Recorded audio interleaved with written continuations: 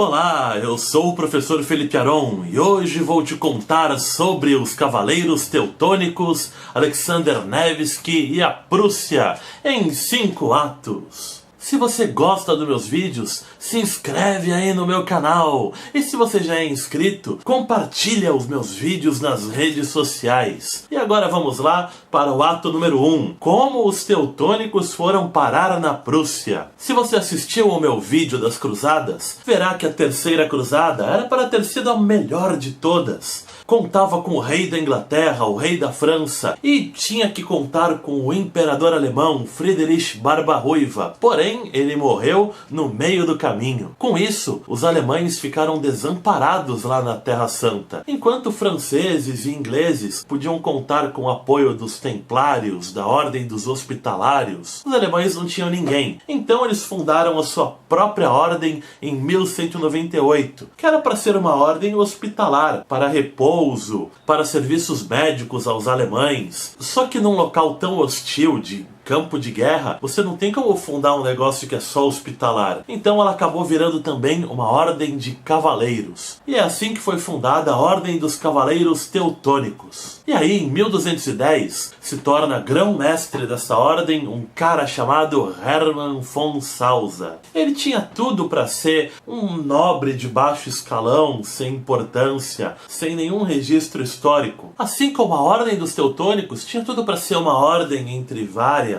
Porém, juntos fizeram história. Salza foi o melhor grão-mestre da ordem e levou ela para outro patamar. Ele era um grande diplomata, um grande militar, um cara com uma visão de futuro. Assim, na época, o Papa, os vários papas que tiveram no século XIII, todos eles entraram em conflito com o imperador alemão, agora Friedrich II. Chegaram a chamar o imperador de anticristo, de ateu maligno e tudo mais. Ele também não era lá muito diplomático, a resposta dele foi enviar tropas lá para cima da igreja e a treta entre eles foi tremenda. Nesse momento brilhou a Ordem Teutônica porque Salza conseguiu ter bom contato com ambos e serviu como uma ponte. Isso deu uma grande credibilidade aos teutônicos. Até que em 1217, esse imperador resolve por conta própria convocar uma cruzada lá na Terra Santa e contava com o apoio dos teutônicos. Só que chegando lá, como o Papa o havia excomungado, eles foram até mesmo atacados pelos católicos locais. E a cruzada acabou sendo um grande fracasso. Isso daí levou o Salza a pensar, a gente não pode ter a nossa base só aqui no Oriente Médio. Aqui não vai rolar mais nada, a gente, pelo visto, não vai mais reconquistar Jerusalém, já era. E aí, usando dos seus bons contatos com vários nobres europeus, ele recebeu o convite do rei da Hungria para defender a Transilvânia, então um território húngaro, contra os povos pagãos e nômades da região. Assim, os teutônicos, ainda mantendo uma base lá no Oriente Médio, foram também lá para a Transilvânia e começaram a usar toda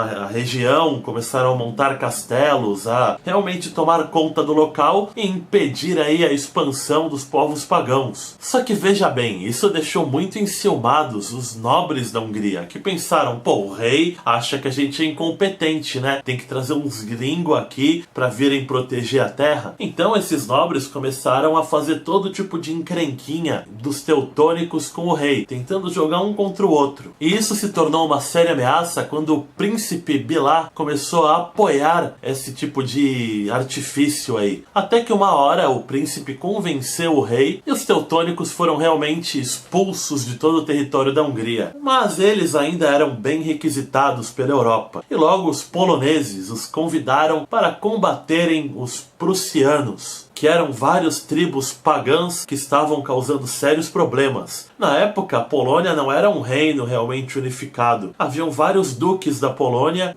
às vezes brigavam entre si e individualmente eles não conseguiam repelir as invasões. Então foi assim que os teutônicos foram parar lá na Prússia. E agora vamos para o ato número 2. A Ordem da Livônia. Quando os teutônicos chegaram lá, perceberam que já existia uma ordem católica na região, um pouco mais ao norte, na verdade, na Livônia, onde ficam os estados bálticos hoje. Ela se chamava Irmandade da Espada, ou a Ordem da Livônia, é sinônimo. E eles eram bem agressivão, bem messiânicos mesmo. Tinham aquele espírito de cruzado, sabe? De ir com tudo pra cima. E eles estavam tão lá dentro já da região báltica que eles estavam fora das zonas de comércio principais da Europa. Então eles não tinham muitos recursos. Tinham muita força de vontade apenas. E já tinham conquistado até um território considerável. Em 1236, os caras foram se encrencar lá na Lituânia. A Lituânia era um local bem mais barra pesada, onde haviam algumas tribos bem poderosas que tinham adquirido conhecimentos militares com povos do leste, com tártaros. E os caras foram se meter lá na Batalha de Shaulen, onde eles tomaram um pau inesquecível da tribo dos Samogitanos. Então eles tiveram uma ideia: se incorporar à Ordem dos Teutônicos. Eles pediram para fazer parte da Ordem Teutônica. Isso é uma faca de dois gumes para os teutônicos. Por um lado, é uma grande aquisição. Os caras tinham conhecimento logístico,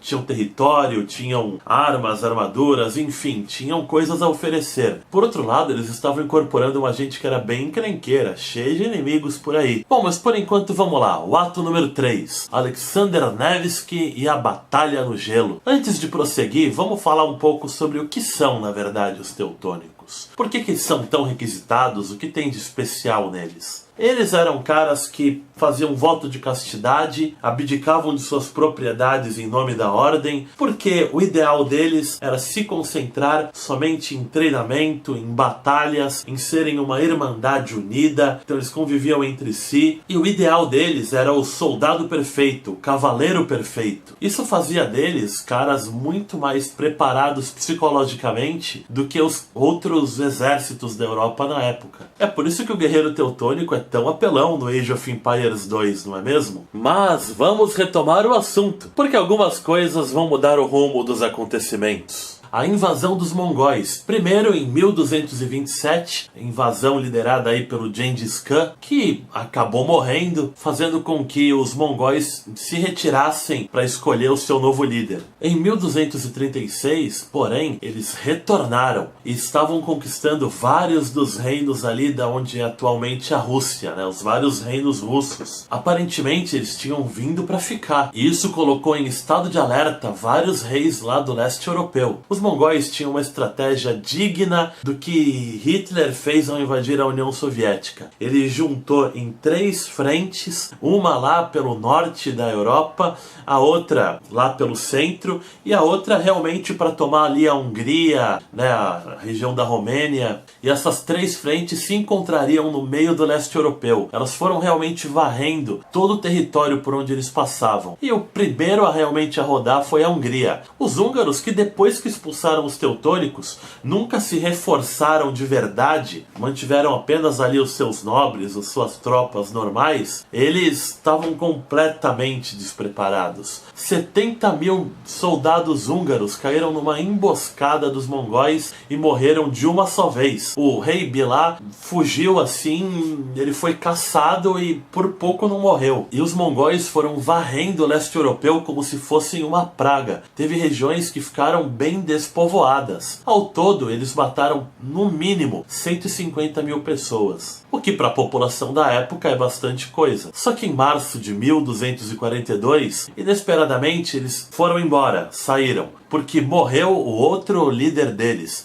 E eles têm esse negócio meio esquisito: morre o líder, vai todo mundo embora para a Mongólia, depois volta. E aí, né, os caras lá do leste europeu, né, parece que os caras têm sangue no olho nessa região, não sei. Mal estavam enterrando os cadáveres e já pensaram: né, agora que os mongóis foram embora, vamos partir pro ataque, né, vamos tentar atacar uma região nova. E eles viram que lá na Rússia, um único reino não foi conquistado pelos mongóis. É o reino de Novgorod, liderado por Alexander Nevsky, um dos grandes heróis da história da Rússia. Essa região, como toda a região russa, seguia o catolicismo ortodoxo, o mesmo do Império Bizantino. E os caras do leste europeu, católicos, pensaram assim: pô, há pouco tempo atrás, se você viu minha videoaula das cruzadas, vai se lembrar disso. Os cruzados lá de Veneza dominaram o Império Bizantino, por que a gente não faz a mesma coisa em Novgorod? E aí os caras juntam uma cruzada em 3 frentes para atacar Novgorod. Como foi a invasão mongol, só que de uma forma completamente despreparada. A Ao norte tinham os suecos, que queriam tomar Novgorod para fazer uma grande rota comercial. Ao centro, os dinamarqueses. E junto também haviam os cavaleiros teutônicos, mas a fração deles que era da Ordem da Livônia. E vejam vocês, os caras da Ordem da Livônia, na verdade, queriam ferrar também com os dinamarqueses, porque eles disputavam territórios ali nos estados bálticos. Nevsky se mostra um grande estrategista. Ele pressente que os primeiros a chegar serão os suecos lá pelo mar, ainda em 1240. E aí ele vai até lá, consegue encontrar os caras ainda na praia, chegando, alguns já acampando, e ataca lá mesmo. Teve gente que chegou com o navio e nem desceu, já voltou para a Suécia. Então a Suécia deixou de ser um problema. Porém, as outras duas frentes estavam chegando em Novgorod, e era o inverno. Na realidade, eles não conseguiram chegar na cidade, mas eles estavam no Lago Peipus, que estava congelado. E é por isso que essa é chamada de a Batalha no Gelo. Alexander Nevsky, conhecendo bem o terreno, ele consegue fazer várias emboscadas. E assim, o exército dos cruzados se ferra, é derrotado humilhantemente. Vários deles são capturados nessa batalha. E é aí que o Alexander mostra o seu outro lado, diplomático, mental também. Os bastidores dessa batalha mostram que Nevsky estava entre dois grandes perigos: os mongóis pelo leste e os cruzados pelo oeste. O senso comum diria: mas os cruzados também são cristãos, são menos piores. Mas não, os mongóis não estavam nem aí para a religião dele, deixavam ele ser ortodoxo, contanto que pagassem tributos, estava tudo bem. E aí esse foi o preço pago pelo Nevsky por vencer a batalha. Ele se tornou um vassalo, mas manteve até uma certa independência, porque, como vocês já sabem, os mongóis se retiraram lá para a escolha do novo líder. Mas Nevsky era ainda mais diplomático. Ele aceitou soltar todos os seus capturados lá, os seus prisioneiros. Negociou isso em troca da paz. E assim, o reino de Novgorod teve uma paz duradoura, 20 anos sem ninguém enchendo o saco deles.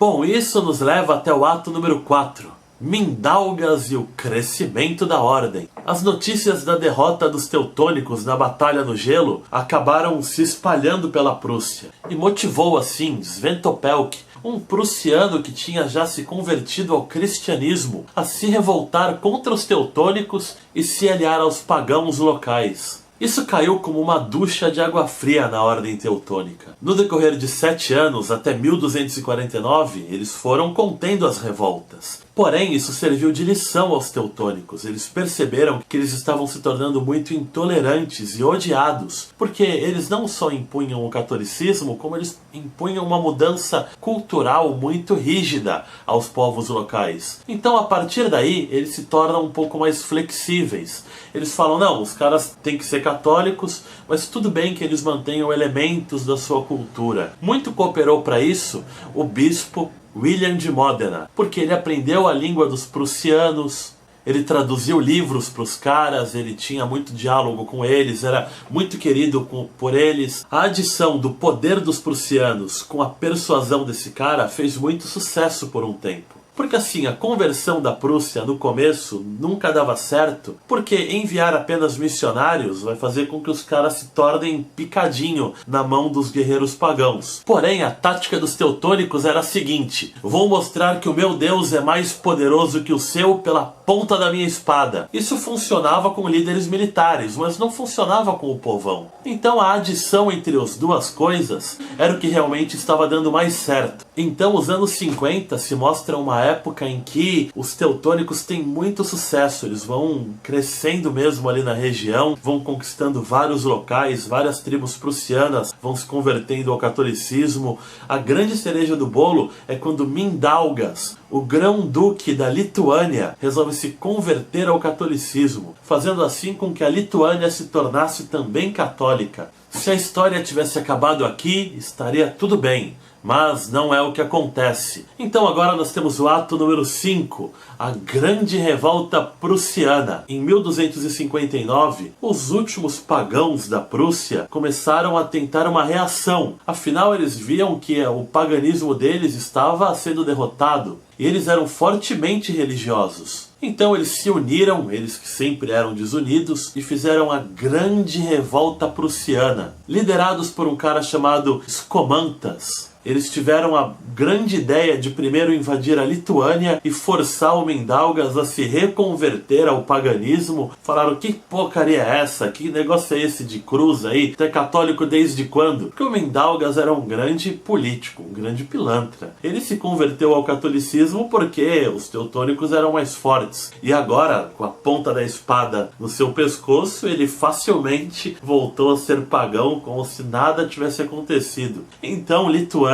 se alia com os pagãos da Prússia e fazem uma revolta que coloca em grande perigo os teutônicos. A grande sorte dos teutônicos é que esses revoltosos eles eram tão intolerantes que os caras começaram a atacar todas as tribos que estavam neutras, até mesmo as neutras que eram pagãs. E aí muitos caras que estavam neutros foram pro lado dos teutônicos. E por fim, os teutônicos foram derrotando, foram acabando aí com as tropas do Scomantas em grandes batalhas que duraram uns 20 anos. Lá para 1283 é que o Scomantas, já derrotado, cansado, resolve se render. Em uma atitude inesperada, os teutônicos não o matam. Os teutônicos, na verdade, o admiram. É aquela coisa de respeitar um adversário que você realmente acha que está à sua altura. Então, o Scomantas acaba se tornando católico, ele aceita se batizar, e os teutônicos dão a ele um território ali para viver os seus últimos anos em paz e tranquilidade.